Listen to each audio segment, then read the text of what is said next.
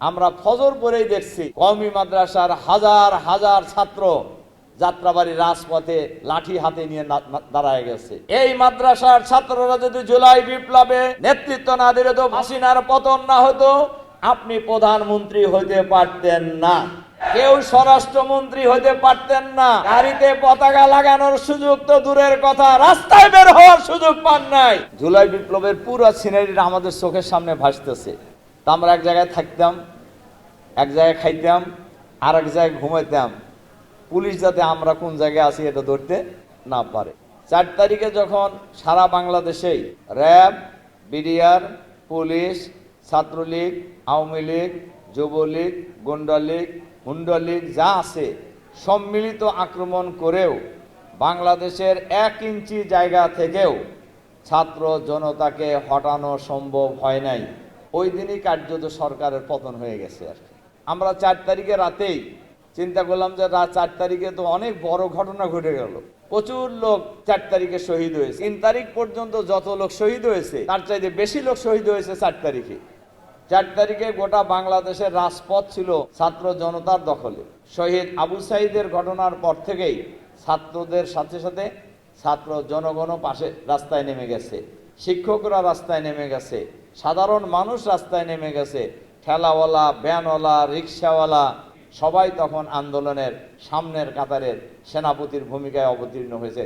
নিজ দায়িত্বে, এদেরকে কাউকে ডাকা হয় নাই, কাউকে অর্গানাইজ করা হয় নাই, নিজ দায়িত্বে ফেসিবাদের বিরুদ্ধে, স্বৈরাচারের বিরুদ্ধে রাজপথের আন্দোলনে তারা একাকার হয়ে গিয়েছে।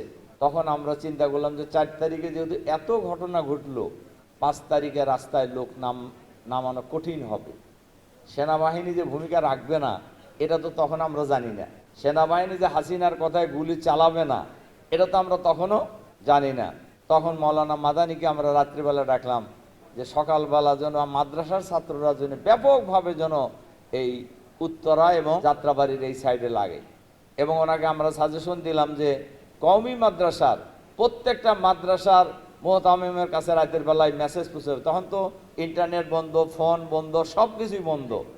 উনি কিন্তু বিরাট ভূমিকা রেখেছেন, এই ইতিহাস হয়তো অনেকেই জানেন না। তখন সকল মাদ্রাসায় রাতের বেলা মেসেজ পৌঁছানো হয়, ফজরের পরপরই আবার রাস্তায় নেমে পড়তে হবে যাত্রাবাড়ি, উত্তরা, সারা ঢাকা মহানগরীতে। এবং আমি সাক্ষী, আমরা ফজর পরেই দেখছি কওমি মাদ্রাসার হাজার হাজার ছাত্র যাত্রাবাড়ি রাজপথে লাঠি হাতে নিয়ে দাঁড়ায় গেছে। তামিল মিল্লাত মাদ্রাসার ছাত্ররা রাজপথে দাঁড়িয়ে গেছে। উত্তরায়তে সব জায়গায় মাদ্রাসার ছাত্রদের এই জুলাই বিপ্লবে একটি ঐতিহাসিক ভূমিকা আছে। কিন্তু আমরা লক্ষ্য করছি জুলাই বিপ্লবের পর যারা এখন সরকারে আছেন, ক্ষমতায় আছেন, মাদ্রাসার ছাত্রদেরকে একটু ইগনোর করার একটা প্রবণতা আমরা লক্ষ্য করছি। কিন্তু আমরা পরিষ্কারভাবে বলতে চাই, এই মাদ্রাসার ছাত্ররা যদি জুলাই বিপ্লবে নেতৃত্ব না দিলে তো ভূমিকা না রাখত, হাসিনার পতন না হতো, আপনি প্রধানমন্ত্রী হইতে পারতেন না, কেউ স্বরাষ্ট্রমন্ত্রী হইতে পারতেন না, গাড়িতে পতাকা লাগানোর সুযোগ তো দূরের কথা, রাস্তায় বের হওয়ার সুযোগ পান নাই।